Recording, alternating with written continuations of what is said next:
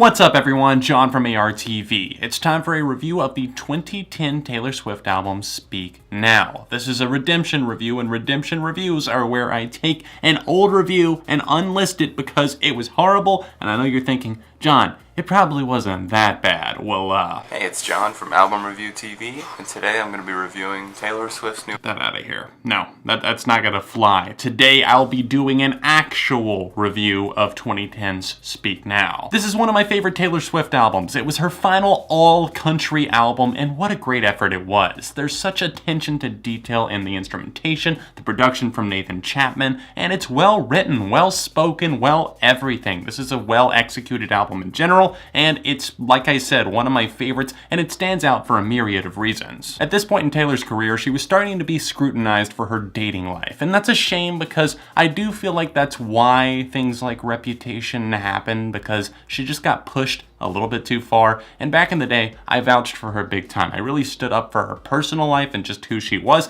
because she showed a lot of character, and I do think that she's changed a lot as her music is transformed, but I think a lot of that is just on the general public, the paparazzi, other people who have just pushed her buttons and pushed her too far. It set the little country girl off, and she turned into a different beast entirely. And I will never knock everything that she has accomplished. She has accomplished so much in terms of sales, just selling out arenas and so many fans. She's the biggest artist in the world, and this is just the last, I think, down-to-earth, really down-to-earth album that we got. Although Red had great moments, 1989, another one of my favorite albums from her, this was just the last one that felt innocent, for lack of a better term. This album came out my first year of college. I remember driving to Target, picking up the CD copy of it, just being very excited. I had a lot of guy friends, actually, that were surprisingly into Taylor Swift, and same for high school as well. It was a bunch of straight white guys listening to Taylor Swift and just not giving a damn, and I'm glad for that. I'm glad that I had those supportive friends, and I'm glad that we were excited whenever Speak Now was coming out. And it's one of those albums that you can just sit down with, and it really kind of can either mellow you out or just put you in a good mood, because the spirit and the lush instrumentation here is something that does feel very well thought out. Just look to moments like Enchanted, where the bass just pumps the entire song. I love how well crafted that is. It comes across very cleanly, the guitars on that one, and just the endearing vocal performance there, where you actually feel like you're in this aura, and then that blazing chorus that just feels like somebody just finding your lover in the rain, and then everything's happening.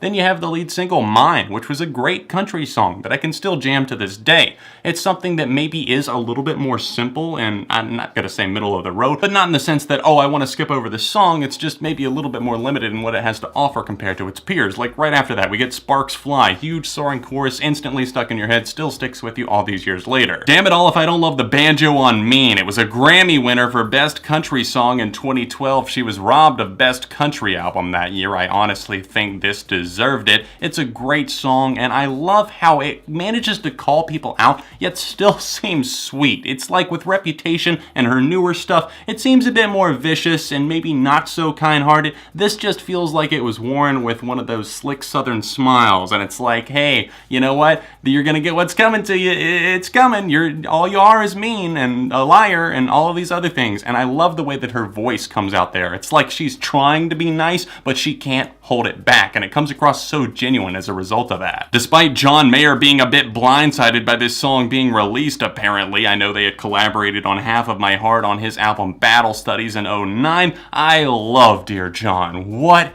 a slow burner. This song just has it all. It has the after effect that lingers for you, but while you're listening to it, you can tell that you feel like this girl got tricked and duped into something, like she was in this relationship and he's an older guy and maybe things didn't exactly work out, and she felt like she was the jaded one as a result of that. The instrumentation, the guitar here is just fascinating. I love that guitar tone. It feels a bit dreary, a bit distant, but it never loses you throughout its 6-minute run. The Story of Us is a page-turner that you can't put down. It's chapter by chapter, great stuff. I love how this is more of kind of a blazing country rock type jams, and I could say the same thing for Better Than Revenge as well. That one is calling somebody out, and it has those big, riffy, just kind of choppy guitars during the chorus. It's catchy as hell, and whenever you think about the menacing lyrics behind it, they're not exactly good girl, but the way that they're phrased, it's kind of like, once again, she's got that smile on her face knowing I'll win in the long run, and this is how a song like that should be done. It's very, very catchy in its spirit, but at the same time, its verses are well pinned and it's well thought out altogether. If you're looking for the emotionally inclined tearjerkers, look no further than tracks like Back to December.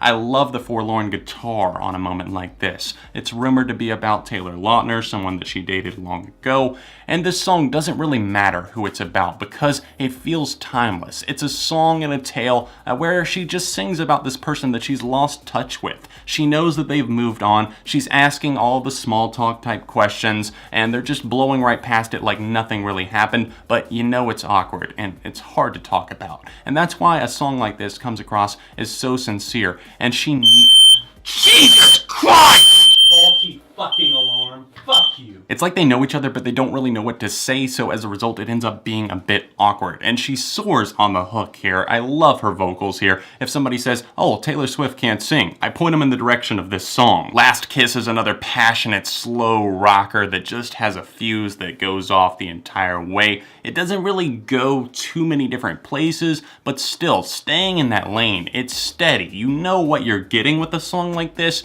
and the emotions are kind of running high because, once again, time's running out on something, and she sings, I never thought that we'd have our last kiss, and things are falling apart. She doesn't really know how to put the pieces back together, so she's just sitting here taking it all in. Never Grow Up is a really, really sweet song. It pulls at the heartstrings, and I think it does have a great message about just not forcing your parents out of your life, watching somebody grow up, wanting them to stay young forever. And her voice is very, very fragile here. And she gets across and kind of paints a picture of youth and not wanting it to go away, realizing that she herself is growing up, moving into her first apartment. All of these other things are changing for her. Her parents aren't always there. They're not always going to be there in the future, and someday they'll be gone completely. So it's kind of a devastating song in a way because it's about the fleeting notion of life in general. And while there's other slow songs on here that are fine, like Innocent, I'm just not as big on them, especially whenever compared to moments like this. Still in love with the track Haunted that I've been singing the praises of since 2010. It's so criminally underrated. I love the symphonics of this tune, just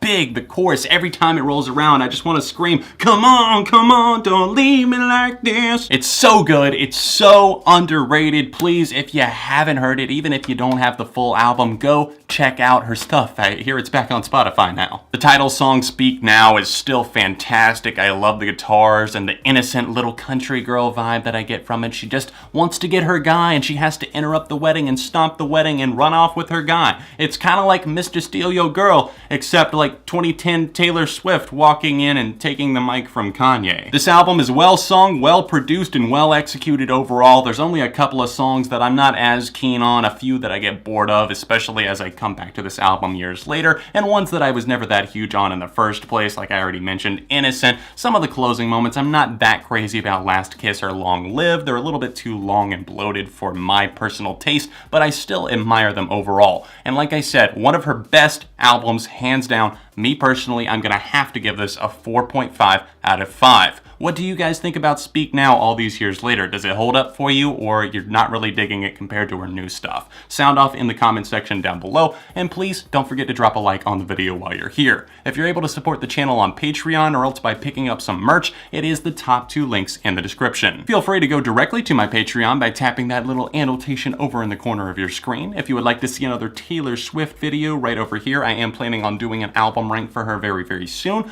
Another country or pop review right over here, and all of my socials linked in the description down below. Other than that, I'll see you right here on ARTV very soon.